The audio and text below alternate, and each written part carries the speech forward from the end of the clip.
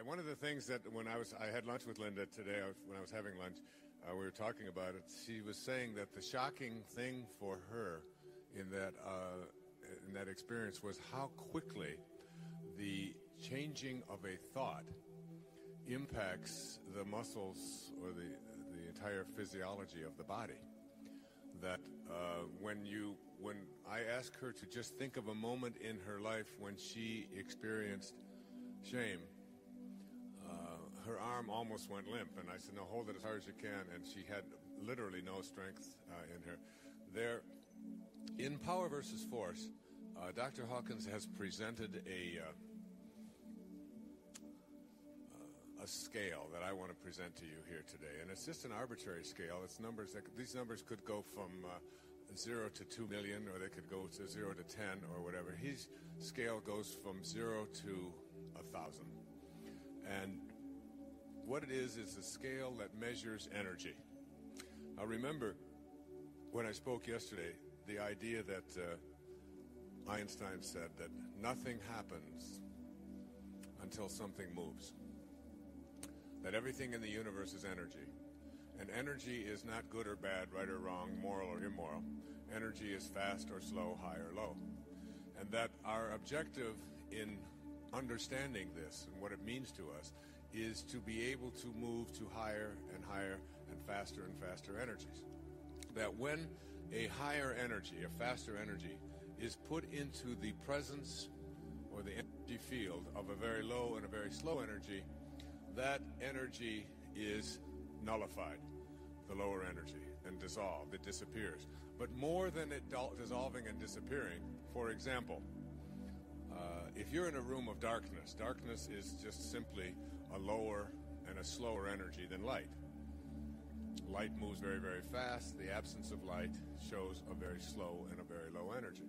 If you're in a dark room and you are about to light a candle in that dark room, you don't have to say to the darkness, you better get out of here now. You're going to have to dissolve. You're going to have to scurry because I'm about to bring some light in here.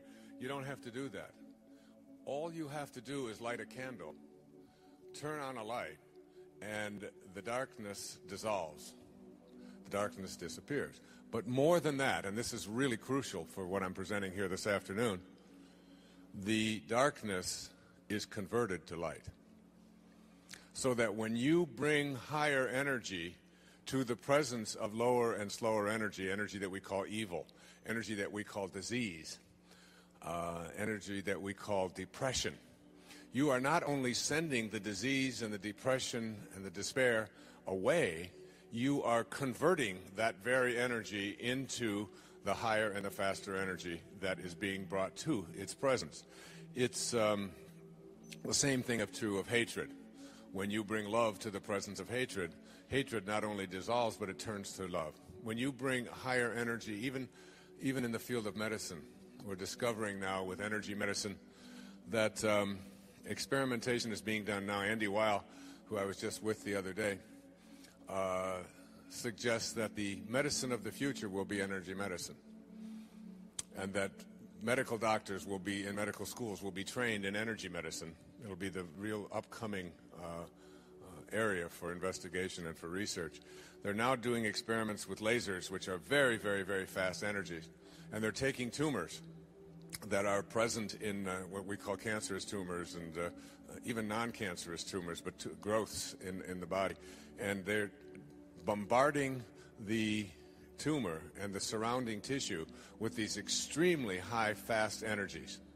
And they're discovering that not only do the tumors begin to dissolve and begin to be removed, but the energy that was in the tumor is now joining with the higher, faster laser energy, and it is being converted into something that we call healing or health. The implications for what I'm speaking about here are absolutely astonishing for everything in your life. And what I'm about to present to you in this little paradigm in the next few moments is something that could change your life. As I said to you, if you don't take anything else with you that you can purchase here today, be sure to commit yourself to reading Power versus Force. And his follow-up to it, if you're up to it, which I had some about here as well, It's called the eye of the eye. And in there he talks about how we can calibrate virtually everything in our lives. Every book of the Bible has been calibrated. All of the great songs have been calibrated. The calibration goes like this.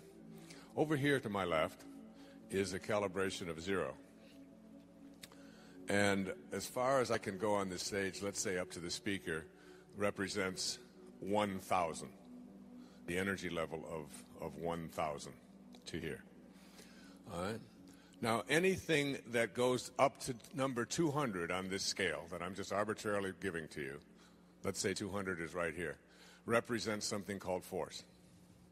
And every thought and every emotion that you have that calibrates between 0 and 200 is a thought or an emotion that weakens you in one way or another and lowers the energy field.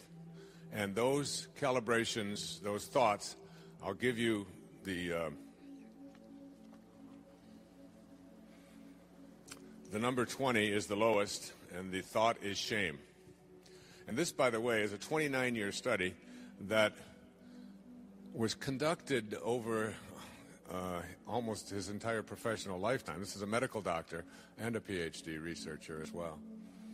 And in this 30 years, these kinesthesiological tests that I just briefly demonstrated with Linda up here yesterday are ways that we can determine, because as I was trying to point out to you, the body comes from something that we call truth, perfection.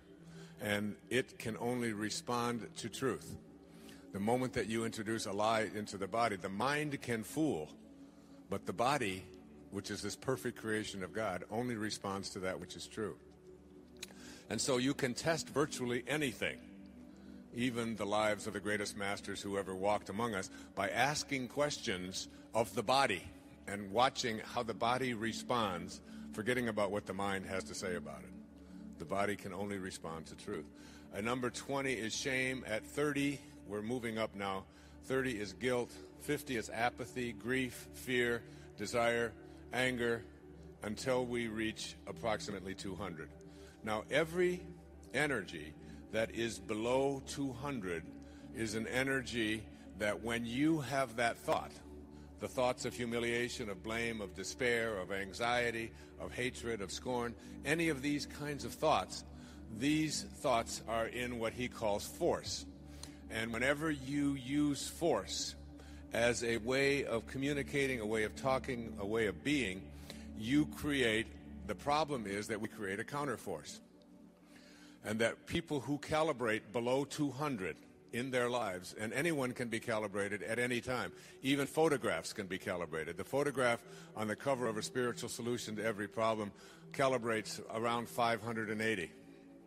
And it was a picture that was taken in Assisi after just an astonishing miracle had happened in my life, which I'll share a little bit with you a little bit later.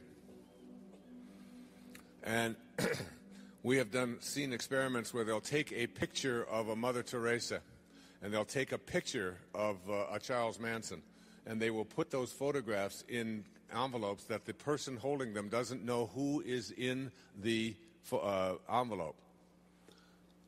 And the picture of Charles Manson, who calibrates somewhere around 30 or 40, will make the person go weak, and they don't even know what picture that they're holding.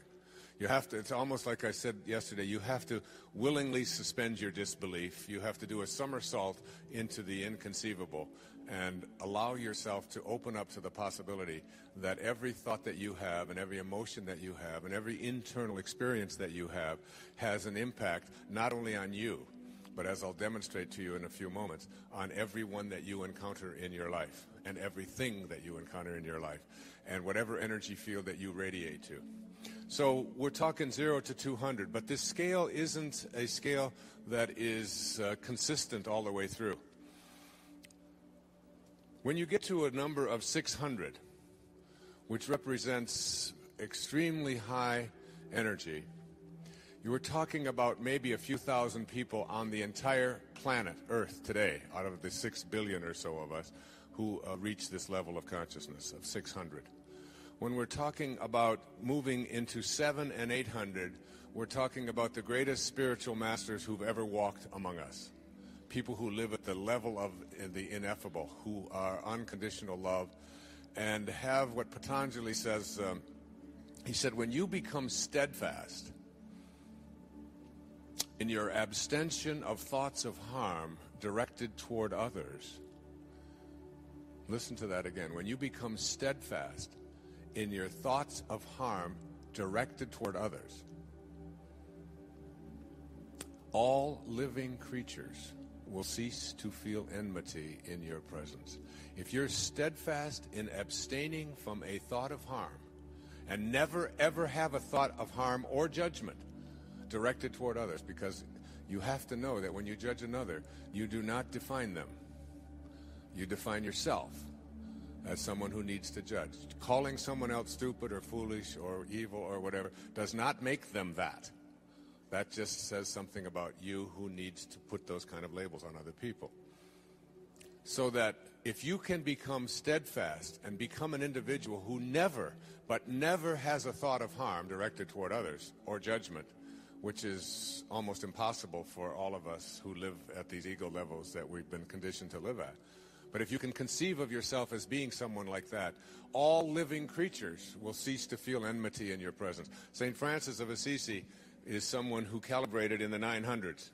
Maybe 7 or 8 people in the history of the world have calibrated above 950.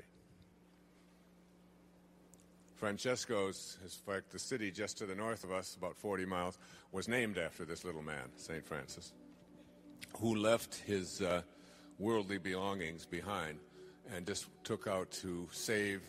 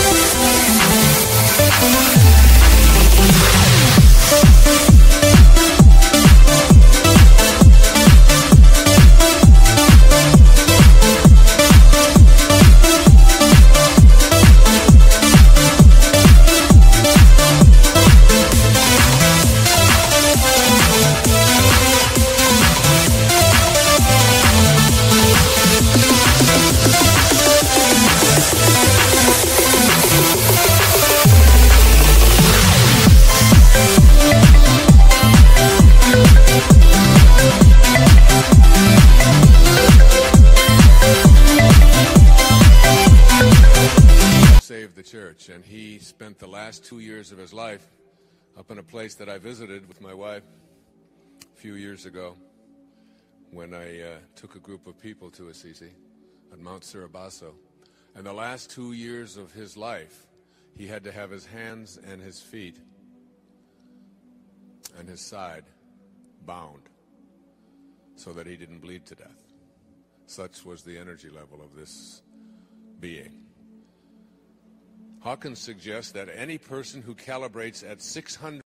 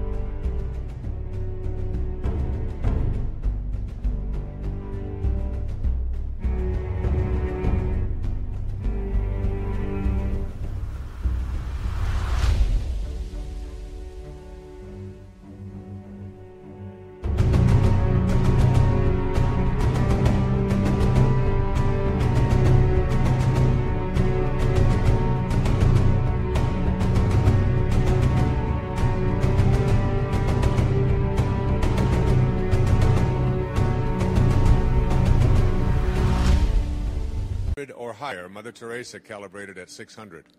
When Mother Teresa walked into a radio studio where I was on the radio that morning, everyone in the room felt her presence. She weighed about 90 pounds. She's about 4'10". And she radiated out a different kind of an energy. And he suggests in Power versus Force, with his academic and research background, that anyone who can raise their calibration level to the level of 600 or higher, everyone in that energy field is automatically healed. Disease cannot survive when you are around that kind of energy. They said of Jesus, his presence in the village and nothing more would raise the consciousness of those around him. He suggests that only one person in the history of humanity has ever reached this level of 1,000, and that was Jesus of Nazareth. And a few others in the 990s, 995 was Buddha. And these are all done with very scientific kinesthesiological tests using the body, which can only determine that which is true.